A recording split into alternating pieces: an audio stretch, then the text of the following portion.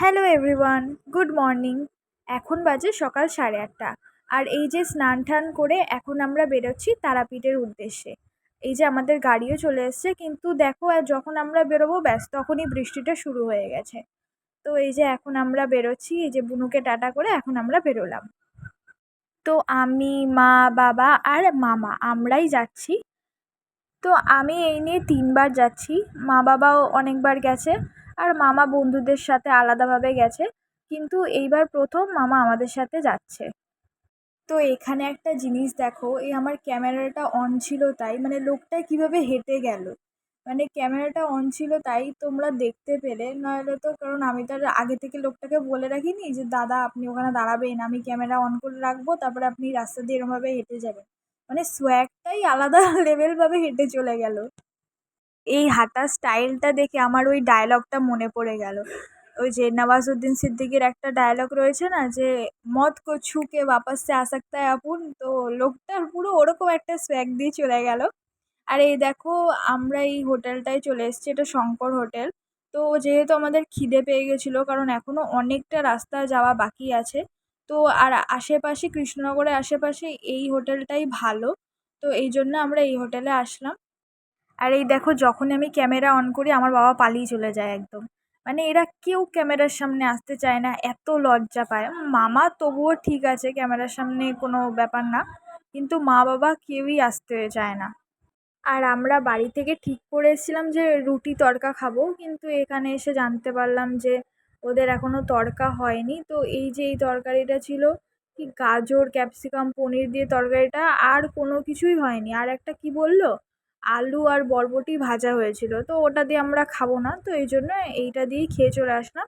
তরকারিটা মানে এমনি ভালো ছিল, কিন্তু একটু মিষ্টি মিষ্টি ছিল, কিন্তু আমরা আসলে একটু ঝাল খাই, তো তো একটু ঝাল ঝাল হলে বেশি ভালো লাগতো। তো এখন দেখো আবার আমরা বেরিয়ে পড়েছি।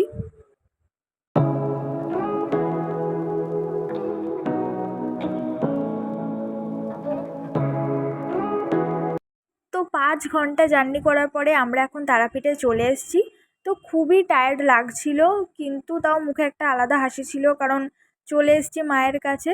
তো এখন আমরা দুপুরের লাঞ্চটা একটু করব, তারপরে একটু রেস্ট নেব, তারপর আগে মন্দিরে গিয়ে আগে দর্শন করে আসব।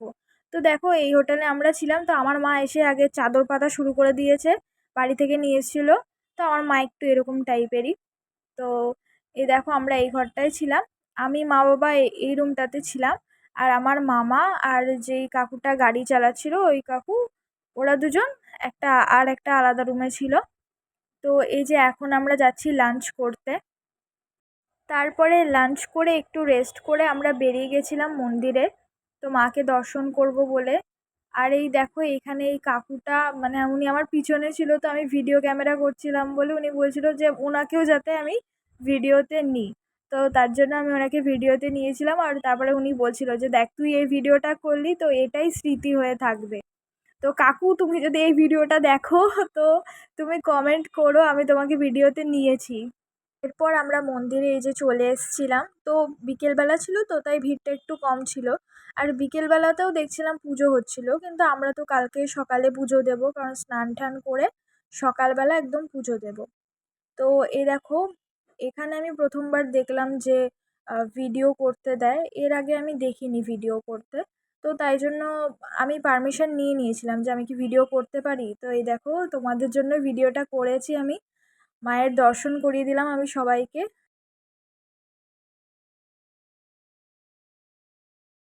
মায়ের দর্শন করার পরে এবার আমরা একটু বেরিয়েছিলাম ঘুরতে।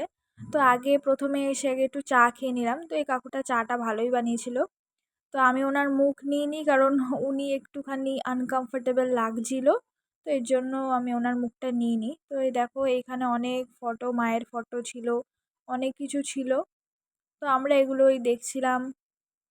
আর এইখানে একটা মানে আমি নতুন একটা জিনিস দেখলাম এখানে এসে, যে মানে একটা মানে সে বর আর কি, সে বিয়ে করতে যাচ্ছে কিন্তু সে পালকিতে চড়ে যাচ্ছিল। তো আমাদের এখানে তো মেয়েরা পালকিতে করে যায়, কিন্তু এইবার আমি প্রথম দেখলাম যে কোনো ছেলে পালকি করে গেল। তো এই জন্য আমি এটা ভিডিও করেছিলাম তোমাদের সবাইকে দেখানোর জন্য। তো হতে পারে এটা ওদের কোনো রিচুয়ালের মধ্যে পড়ে, এটাও হতে পারে, আমি তো অতটা জানি না। কিন্তু যাই হোক, এখানে আমার একটা জিনিস খুবই ভালো লাগলো যে ও বিয়ে করতে যাচ্ছে। তো বিয়ে মানে তো একটা নতুন জীবন শুরু করা। তো নতুন জীবন শুরু করার আগে ও ভগবানের আশীর্বাদ নিয়ে যাচ্ছে। তো এই জিনিসটা আমার খুবই ভালো লাগলো।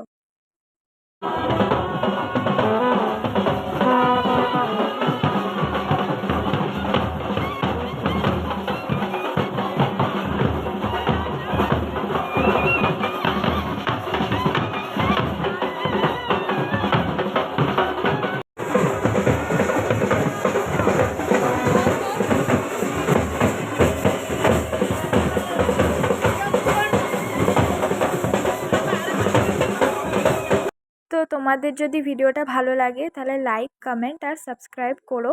আর তোমাদের সাথে দেখা হবে আবার নেক্সট ভিডিওতে। এখনকার জন্য টাটা।